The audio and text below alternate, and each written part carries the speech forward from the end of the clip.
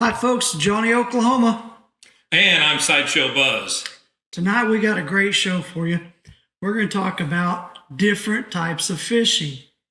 And I think you're going to find this one pretty interesting because of the fact that there's so many different types. But we've narrowed it down to the ones that are most popular, the ones that we're familiar with right here in Oklahoma. So let's talk about it. What do you think, Buzz? Let's do it. Okay.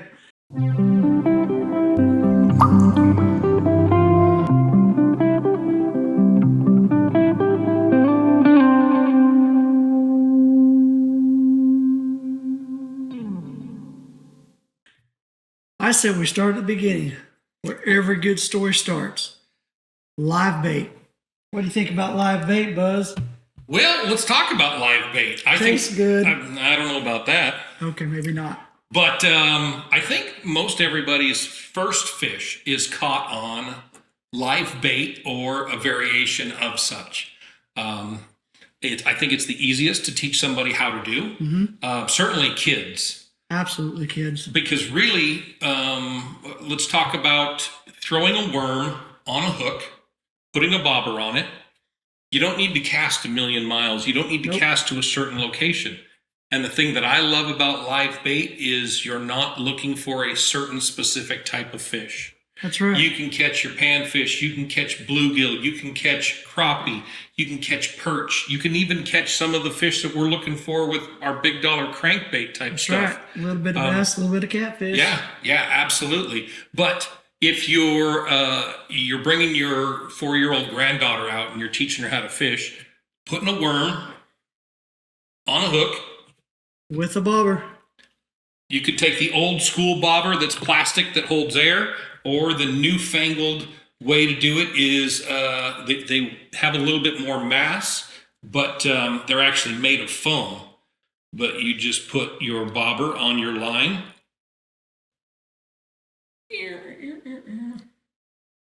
Put your bobber on your line, and however deep you want that hook to sit, this will sit on the top of the surface. And when things are starting to bite, you'll see this thing wiggle. And when it starts turning colors because there's a fish on the bottom, you reel it in. And when you're here, you can put your worm on there, but you can put grub on there. You can put your crappie bites on there. You can put corn. You can put cheese. Hot dogs work great for certain kind of fish. But really, anything on there that some fish might want, and figure out how deep you want it in the water, and just cast it out there and let it sit on the water and let that bait sit there and grab fish. That's right. And by having a bobber that moves up and down, it gives you space to put a little bit of weight. Say you've got something like the crappie bites, it's real light, it's not heavy, it's not going to just sink right to the bottom, but you need to get it down where the fish are. You can put a weight on there, and you can even put it on so it adjusts up and down. The thing that's really cool about this is if you go and ask your grandpa what he caught his first fish on, chances are he's going to say a worm or a minnow.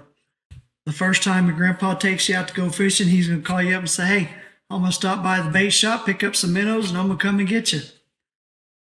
That's what you're going to hear. Yep. That's why almost everybody, it seems like in this world, catches their first fish with a hook and bobber using live bait. Yep. And there's a lot of live bait out in your backyard. You can use crickets. You can use spiders. Grasshoppers. You can use grasshoppers. Yep. All of these things are what the fish want to eat. You put them on that hook, that fish grabs that, and you grab the fish. That's right. If mama's got a garden or a flower garden, go dig it up somewhere. Ask mama first. And don't dig up her nice stuff. Just dig up next to it and grab a few of them worms. That's right. There'll be worms in there keeping that soil nice and tender. Yep. All right. So what's next on the list? Well, let's talk about maybe the downfalls of this. I think the one reason that I don't do this more often is because it's kind of boring. To sit there and watch this, sit there and just sit on the top and not move like I want it to gets very boring.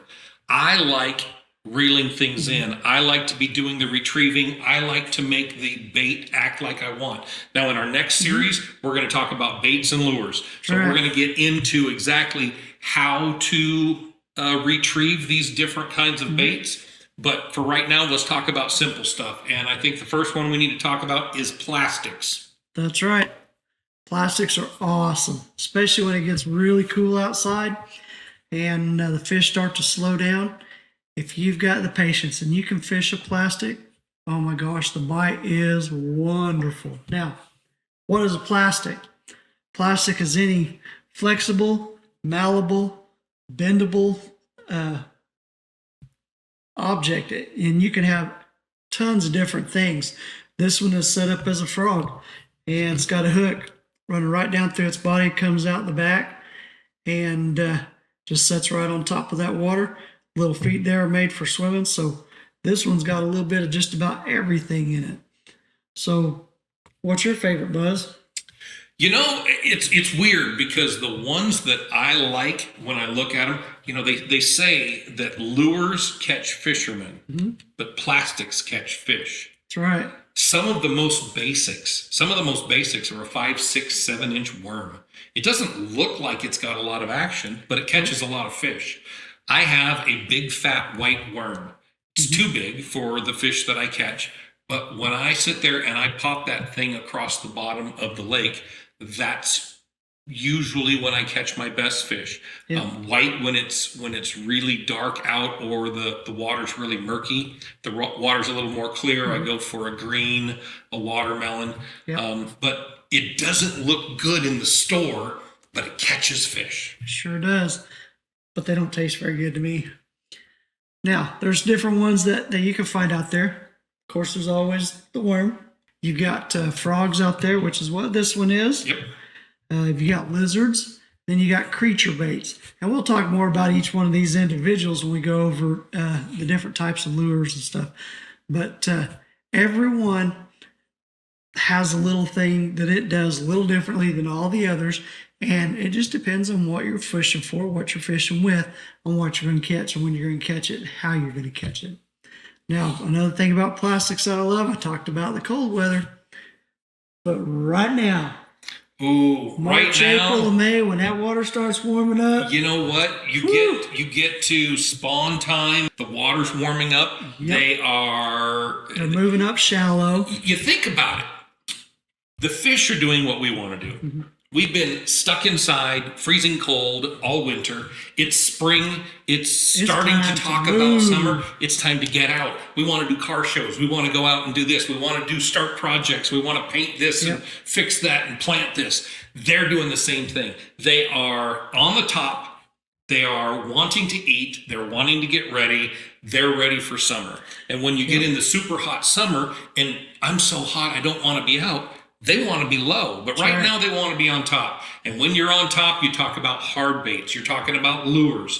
You're talking about things that like to sit on the surface or maybe dive a couple of feet under the surface, but you're talking about that. So in May, in the early June, these guys are great, but I think they have a back seat for the top water stuff. Yep, that's the top water is a lot of fun. Hard baits in general. There's such a large array of hard baits. And hard baits are anything that's not flexible. It's not pliable like this. It's something that is hard, like this piece of plastic bobber. And they have all kinds of them. They have some that are weighted. They have some that rattle. And you have some that dive. You have some that sit on top. A couple of weeks ago, I went out, and in an hour and a half, I busted 15 fish. And I caught 9 of them on a top water bait that has a little paddle on the back end that spins around as you reel it in. And I mean, I don't know what it was that day, but they were turned on by that sucker. And they kept hitting it time and time again. So different times of year, different ways of projecting your lures, speeds, everything counts. Sometimes those fish are going to be about 2, maybe 3 feet under the water. You use shallow diving crankbait. Gets a little warmer out, like Buzz was saying. They start getting a little bit lower where the water's a little cooler. You want a deep diver. Man, there are so many to choose from. It is crazy. Right. So we're going to move on to the next step. And that's something that Buzz and I don't do. We don't know much about, but we're going to find somebody that does. and we're going to let them teach you a little bit about it, and that is fly fishing. Well, so here we're trying to pretend like we're a frog. With our hard baits, we're trying to pretend like we are a surface fish. That's right. When you're dealing with your fly fishing, you are pretending like you are an insect on top of the water. You have very specialty equipment for fly fishing. And what you're trying to do is you're trying to get that thing out there to sit on top of the water, and sometimes in streams, in rivers, where you let it sit and you let it flow down, and the fish are looking to grab an insect-looking thing. And like this little grasshopper looking thing. Yes, and it's really exciting when the fish will jump out of the water to grab your bait to start the fight. All right, Buzz, so what's the next one? So I didn't even know this was something that people do on a very small scale. It's net fishing. Now, you've watched the Discovery Channel when the people are going out and they throw giant nets out and they're pulling them up because, they're doing lobster fishing. They're fishing for certain kinds of fish, and they need to do it because that's what the restaurants are going to have for sale tomorrow morning. That's right. But I didn't know it was something that people did on a very small basis. I'm headed out to one of my fishing holes, and there's a little pond, probably 20 by 30, and there are people professionally fishing, and each one, they got 2 really fancy trucks that match, and there's 4 guys out there, and they're throwing nets, and they're trying to catch fish in the nets in something so small. And I thought, whoa, I really didn't know net fishing was in our areas in the size of the ponds that we fish, but they were going to town for it. Mm-hmm. A lot of it is for bait fish. You're looking for little shad, little shiners, little fingerlings, something that's going to trigger a bite in a bigger fish. And that's where that usually starts. I've seen people out close to dams and stuff where they've got running water, and they cast their net and they pull up bass, they pull up catfish, they pull up carp, they pull up crappie, they pull up all kinds of stuff. And it's amazing to see what they can catch in these nets. Another type of net is what they call a gill net. And a gill net has openings that are either in a range of about 2 inch by 2 inch up to 5 inch by 5 inch squares. And you stake it out. You put 2 stakes in the water with the net spread in between. And this is usually down on a river or creek. And the fish swim through. And the reason it's called a gill net is because they'll get their heads stuck in that hole. Okay. And the body's too big to pass through the hole. And so then they try to back out because they can't go through, and then they get hung up in their gills. And that's how you catch them. That's why it's called a gill net. It's also, some people have called it seine netting, which technically a seine net lays on the floor of whatever body of water you're on, and you wait for certain fish to roll by, and you pick the net up and catch them. And so gill netting, seine netting are pretty similar. Okay. In taste there. And then you've just got the casting net, which throw out, pull back. Yeah, that's one where you see the guys wind up and throw everything out there, and it just spins out to this great big beautiful circle that I've never been able to throw in my life, but it works. I've seen it work. I can't do it, but it works. Speaking of you can do it, somebody told me you used to noodle. Yeah, as a teenager. You want to tell them what noodling is? No, I don't. Okay, sorry, you're gonna have to. So I did a little bit of noodling when I was a kid, and it wasn't popular back then. It wasn't a big thing, and I don't even remember calling it noodling back then. I remember when the word or term noodling came out, and I was like, golly, I did that all the time as a kid.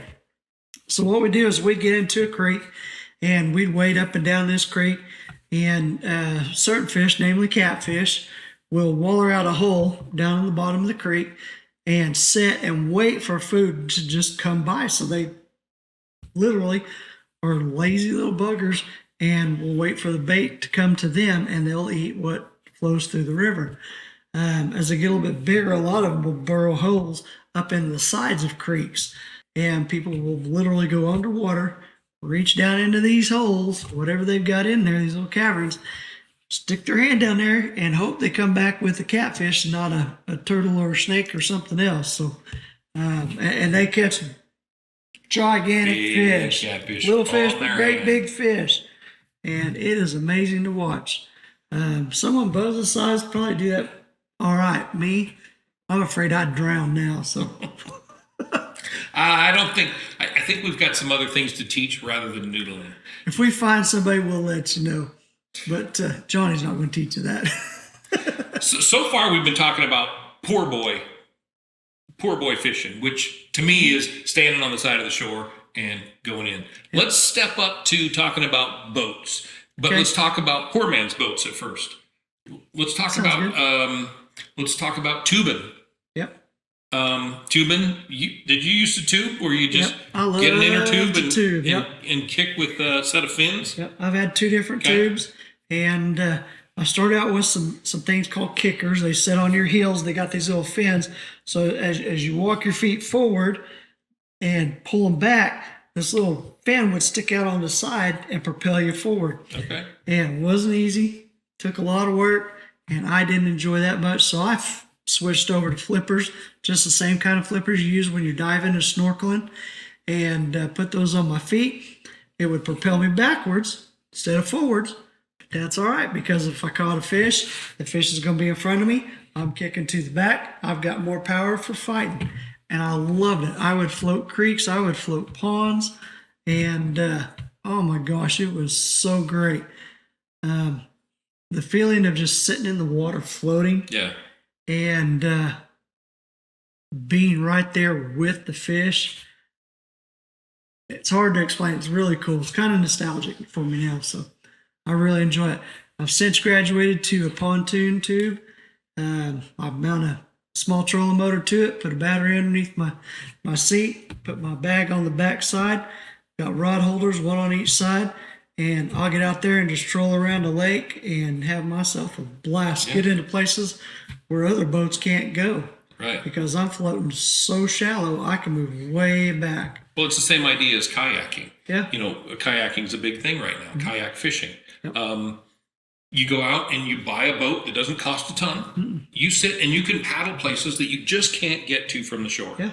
And when you're hitting a shore that's been heavily fished and you can go somewhere where it's not been as heavily fished, you can catch things that they can't. That's right. And you can fish things that they can't. And just so you know, there are different types of kayaks. We're not talking whitewater kayaks. You're not sitting down in the boat and you don't have a waist float on or cover on you to keep water out of your boat and to keep you dry from the waist up. But these are sit on top kayaks. These allow you a little more room, a little more movement as far as the lower body goes. Usually they're a little bit wider, so they're stable. You'll see people standing up in them. Yeah. Fishing kind of like on a paddleboard. Yep. And they've got places to hold multiple poles. And you can set those things in there and go paddling. And essentially you are trolling.